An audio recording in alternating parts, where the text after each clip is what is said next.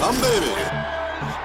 Enjoy this great game. What's going on, everybody? Welcome back to the Humm Baby Baseball channel. And today we're going to talk about the main rivals down south, the Los Angeles Dodgers. There is some Dodgers news to talk about. Before I get into it, I want to give a shout out Austin Thomas and Jordan Adagnasto. Thank you so much for joining the memberships program. And if anyone else is interested, just click that join button down below for more information, or you can go check out my Patreon and get some special benefits there. And also, Cody Bellinger, I got a bobble. He's missing the bat, guys, but I'm gonna send out this bobblehead. If you can share this video, hit that subscribe button. I wanna give this out to one of my subscribers. Preferably a Dodgers fan, but even if you're not a Dodgers fan, I might give it to you. Just go ahead and comment down below. Let me know you enjoyed the video. Hit the thumbs up button, share the video, and if it gets 1,000 views, I'm only asking for 1,000 views, and I'll send this bobblehead out. So let's get into this. What are we talking about today? Kenley Jansen, unfortunately, came down with coronavirus. Fortunately, he's fine, recovered, and ready to rock and roll. And that's really good news, even though I'm not a Dodgers fan. Obviously, I'm a Giants fan. But still, you hate to hear somebody coming down with it, especially someone who had some heart conditions, because he had some pre-existing conditions. So thankfully, he's okay. That's really scary. He's fine, back in camp, should be good to go. Says he'll be ready for opening day. So hopefully so. If not, the Dodgers very deep, of course. Their bullpen is pretty damn good. I'll start there. Pedro Baez, still pretty damn good. Tony Gonsolin, who is one of their young pitchers, and he is definitely good. But Brusdar Graterol, one of the guys that they got in the crazy deal. First he was going to the Red Sox, then he was back to the Twins, and now he's with the Dodgers. But Brusdar Graterol throws that ball 100 miles an hour plus, got a filthy slider. He's available. And also don't forget Blake Trinan, who was with the A's, had a sick season in 2008, was basically unhittable. Took a huge step back last season, but he's still got that potential. So Blake Trinan is someone that the Dodgers picked up, and I thought that was a huge pickup for them. He could be available too out of that bullpen. So that bullpen is very deep, and even if for whatever reason Jansen is not quite ready, they'll be okay. But I think Jansen will be ready. He says he's fine and ready to rock and roll. He's already got 2 negative tests, and so that's great, and I'm happy to hear that he's okay. As for their lineup, still potent, still awesome, still amazing. There's just no way around it. Pretty much everyone on this lineup, in this lineup, could potentially be an all-star. Even A.J. Pollock, who has been an all-star when he was with the D-backs. So it's a very strong lineup. I mean, I'm not going to go on and on about it, but you could see Mookie Betts, clearly one of the best players in the game. Gavin Lux, superstar prospect. This guy is going to be big time. Max Muncy, we know, ton of power. Justin Turner, great pop. Cody Bellinger, only the MVP. And then we talk about Pollock, Jock Peterson, who did not end up going to the Angels. I thought that, he was heading off to, that doesn't make sense because he's already in Los Angeles, and I thought he was heading off to Los Angeles. Well, I thought he was heading to the other side of town, over to Anaheim. No. Then you got Will Smith behind the dish, a great-looking young prospect. I mean, it just doesn't stop. And they even have Kyber Ruiz, another prospect, coming up through the system behind the plate. Should something go wrong, should Will Smith get hurt or anything like that, hopefully not. But, very deep there. But there's a guy I want to focus on, and that is Mr. Edwin Rios. This is a guy who used to be their #1 prospect. He has got a ton of power. He's been stuck in AAA for like 3 years because he's always blocked. But while he's been there, he's always hitting around 300, showing a ton of power, hit more than 30 homers last season in AAA, gets called up, shows more power, hitting home runs for the LA Dodgers. And he's just a really good-looking prospect. I've watched him play quite a bit, and I love his swing. He's already hitting home runs in Spring Training 2.0. He just hit a home run off of Clayton Kershaw like it was nothing. I mean, he's just got a beautiful swing, and he's someone I think the Dodgers need to keep an eye on.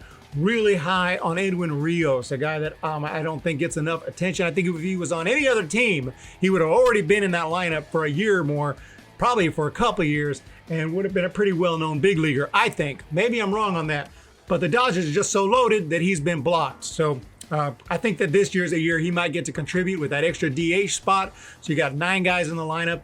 I don't know. I think that they might want to consider giving him a shot. A.J. Pollock, I don't know, but, we'll see. And they still got, of course, Kiki Hernandez, still got Chris Taylor. Zach McKinstry showed some amazing potential in the minor leagues. Luke Raley, another guy they picked up over from the Twins in that deal. They actually drafted him, so now he's back with the Dodgers, and he's got some potential. So a lot of good young players in addition to, obviously, their ridiculous lineup. It's just crazy. But I think the one spot where you might actually get to the Dodgers is their rotation. And I'm not saying it's a bad rotation. Clearly not.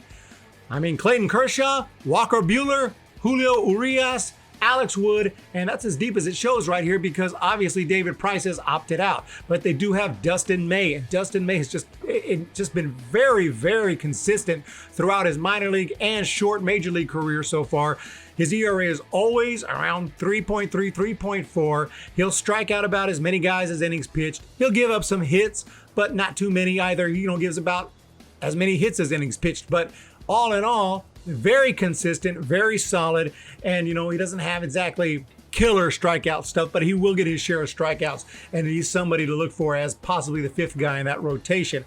But after that, their rotation doesn't run extremely deep, so that is one spot where you could get to the Dodgers. And even guys like Kershaw, not quite as good as he used to be. Still Kershaw, still really good, but again, getting a little bit older, so some possibilities there. If you're going to beat the Dodgers, that's where you got to do it. You got to score runs because they're definitely going to score runs, and that's the thing about it. Ross Stripling is another guy who could be part of that rotation, by the way, and he pitched yesterday along with Kershaw, getting ready for opening day, and they both looked very sharp. Rios hit a home run, as I mentioned, off Kershaw. Also, Will Smith homers off of Stripling.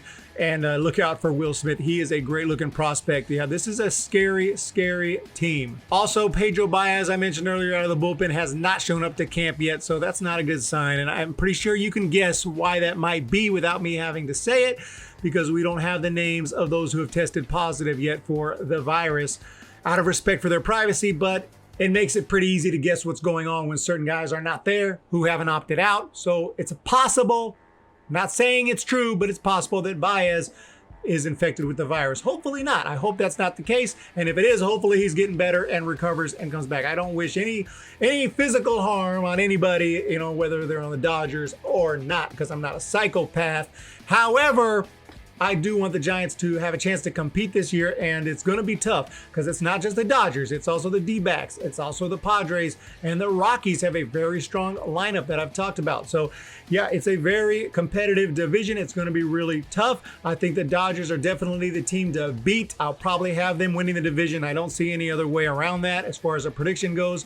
Don't know how far I'll have them going in the playoffs. I doubt that I'll have them winning the World Series just because they just haven't shown the ability to get over that hump right now. And Dave Roberts does make mysterious choices in the playoffs. So I'm not going to pick more than likely not going to pick the Dodgers to win the World Series, but I think I will have them winning this division. Let me know what you think of this team. Just did a quick brief run through. I have older videos if you want a more in-depth preview of the Dodgers. Pretty much still same stuff today as it was then, other than the few guys that have opted out and everything, but pretty much same roster, same lineup. Absolutely amazing, great looking team. And if you're a Dodgers fan, you guys got a good team. There's no way around it. But make sure to hit that thumbs up and subscribe and get this video shared so we can get that 1,000 views, and I'll send out that Cody Bellinger bobblehead. Have a fantastic day.